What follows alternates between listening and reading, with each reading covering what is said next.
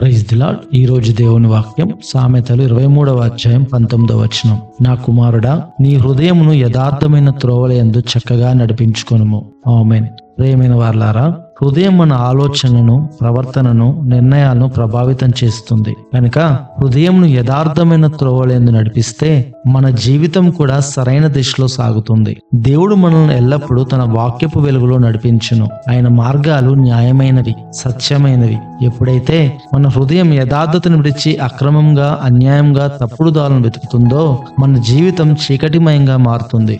యథార్థ మార్గంలో నడిచినప్పుడు కష్టాలు వచ్చినా దేవుడు మనకు సహాయం చేస్తాడు. కనుక ప్రియ విశ్వాసి, నీ హృదయంలో నుండి కోపం, ద్వేషం, పగ, అసూయ వంటి చెడు లక్షణాలను తొలగించి దేవుని ప్రేమ, దయ, క్షమ, త్యాగం వంటి మంచి స్వభావాలను పెంపొందించుకొనుము. అప్పుడు ఆయన నిన్ను తన వెలుగులో నడిపించి ఆశీర్వదించునుగాక.